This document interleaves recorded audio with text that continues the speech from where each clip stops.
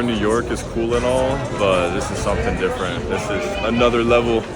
I've never experienced so much sensation in my entire life. So many screens, so many advertisements. Literally just gonna go and buy every product that's being marketed all around me right now. Like, imagine explaining this to a pilgrim hundreds of years ago. Just like take somebody from 500 years ago and just drop them in here. It's insane. I'm so overwhelmed, but also just mesmerized taking it all in. I love that Japan is truly the land of extremes. Because from one end of the spectrum, you have these tranquil, elegant Zen gardens and temples. Then on the other, you have just the max stimulation possible in places like this. And Tokyo, just take it to the extreme, man. And you don't get bored here, that's for sure.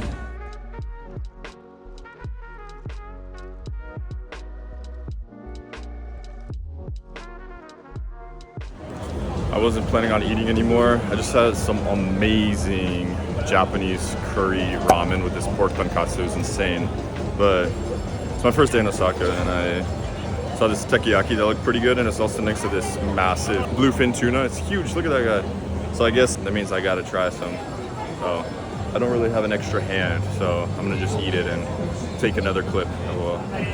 Okay. It was really good, but I'm crying because it was so hot. It was literally burning my mouth, and I couldn't spit it out. There's like literally streams of tears coming down. But the texture is so good. It's like fluffy on the outside and the octopus on the inside. Takoyaki, Osaka staple, and then I gotta try some Okonomiyaki tomorrow. It's like their savory pancake variation. All right, well, I'm struggling. The heat really got me. All right, I'm gonna go for it again. My goodness, that heat was intense. But takoyaki balls, pretty good. Pretty good. That was the first one I tried here. Tried them before, so that one was pretty solid. But I'll try them at least one or two more times while in Osaka, that's for sure. You got to when you're here. All right, I'm back in my B&B. Stopped by 7-Eleven to grab a water. You can always trust in Japan that at any given moment, you're at least like 10 to 20 feet away from a convenience store or a vending machine. So there's always water, just not always trash cans. So a little more hide and seek involved with throwing away your water bottles after. But anyways, I was thinking about my first impressions of Osaka versus Tokyo, and this could be completely off base, but this is just my initial impressions after just walking through the main areas ever so briefly, is that if Tokyo and Osaka are both brothers, both of them have a lot of energy. They're a little chaotic, actually probably like pretty chaotic in general, but Tokyo, I think, is more presentable and orderly on the outside. Maybe imagine like somebody that's more well-dressed, somebody that seems like they have it together. Whereas Osaka is that brother that just does not care. Like definitely is like very smart, has a lot of energy, is fun to be around, but is a little deranged, but in a fun way. And I think one of the funny representations of that is literally in crosswalks. I think this is throughout Japan, but like in Tokyo, it's so busy, but often you'll be at a crosswalk, it'll be no cars, and when you're in further corners of the city, and people will still patiently wait. Whereas here in Osaka, I noticed like even with what seemed like locals, it's hard to tell, but people didn't really care. People were going for it. So that was something that stood out to me. But anyways, it's one day here, so that's just my initial impression, but especially in like the main areas of Dotonburi, that was just pure chaos. It was mayhem. So yeah, it should be a good time, and honestly, I'm sad that my time in Japan is coming to a close, but man, this country's awesome. I really hope that one day I'll be back, because I feel like I'm just scratching the surface of what this place has to offer.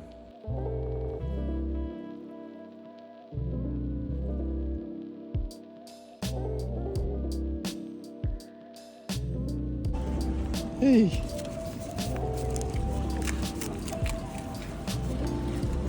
Hey.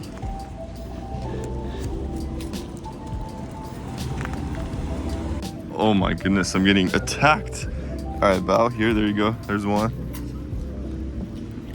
Oh, all right, my last one. Oh no, they're fighting over him. Ah. This is so cool. Oh my goodness. I'm sorry, I don't have any more. Ah, this one is kind of scary. I just wanted to sit on this bench. My goodness, I just wanted to sit on this bench. I'm sorry, I don't have any more biscuits, brother.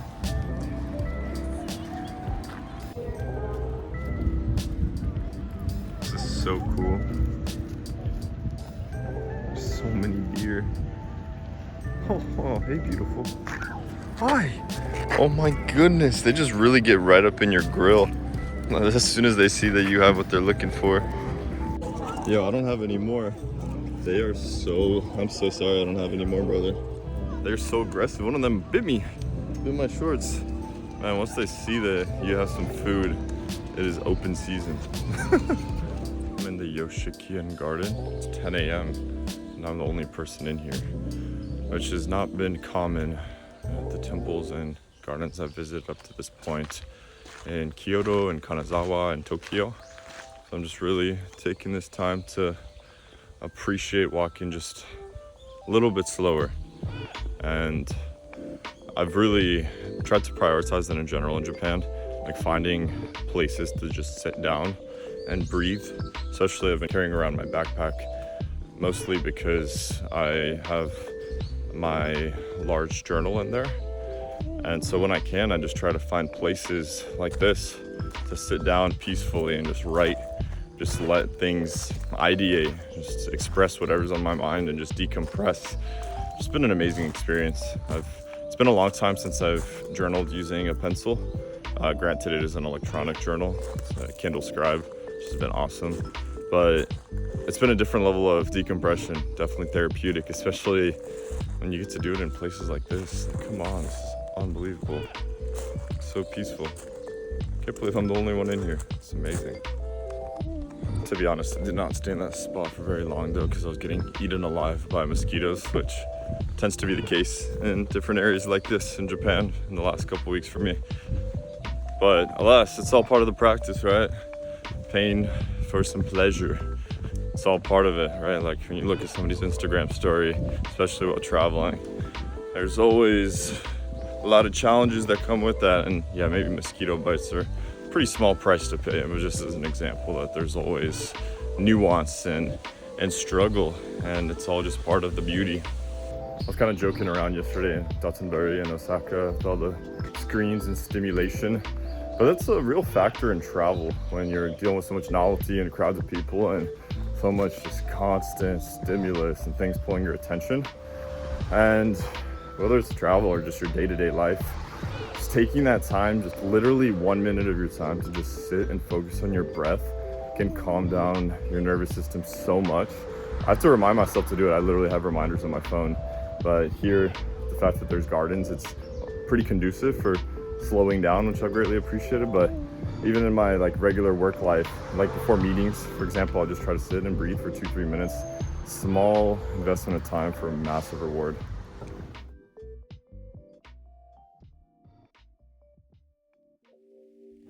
The gray Buddha here is unreasonably large. I don't think you can really tell the scale on video.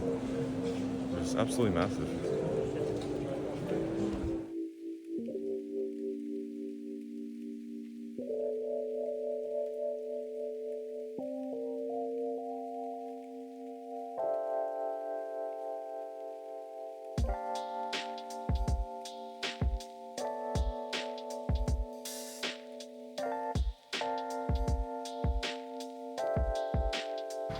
It's pretty funny because in isolation, Nara itself is a pretty interesting place. It's very peaceful, it has beautiful parks, many important temples like Todai-Ji dates back to the 8th century and was one of the most important temples throughout the last 1,000 years, especially when Nara was the ancient capital of Japan when it was first becoming a city-state. So you have all these cool places and places to walk around, but then meanwhile, you just have all these deer just hanging out just everywhere. They literally run this city and are just cohabitating with the humans. These are just wild animals. I think it's easy to forget that as you're going about your business, doing your touristy things, but they're just wild animals just roaming around and, you know, sharing this environment with the people too. It's pretty unique. Yeah, it's awesome though. Definitely enjoying the vibe.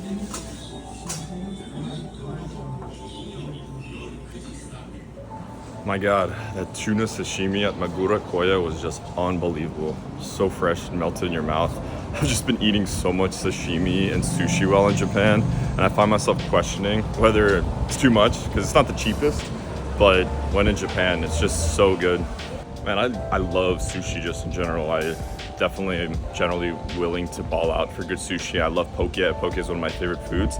I'll just say in terms of the consistency of elite level quality, like the sushi that I've been having here, it's basically consistently at the very highest top tier I've had in my entire life. Like granted, not every place is gonna be like that, but if you pay for a decent place, it's just gonna consistently be right there. I've been looking forward to this mochi at Nakatanido in Nara. It's world famous. It lives up to the hype. They do a demonstration. The next one's at 2:30 where they like beat the mochi. I'm not gonna wait for that. It's like 45 minutes from now. But the mochi itself is so chewy. God, like also so soft. I love mochi. I'm very happy right now. Definitely lives up to the hype.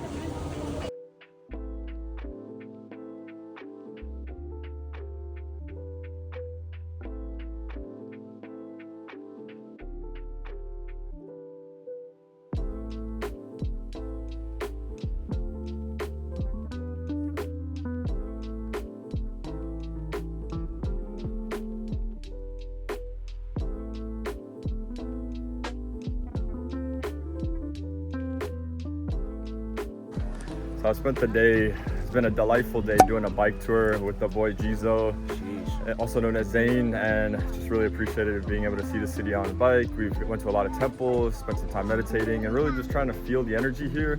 So I really appreciate it. What would you say, compared to other places in Japan, what makes Osaka special? You've lived here, so in Japan for 9 years, in Osaka for the last six? Okay. Yeah.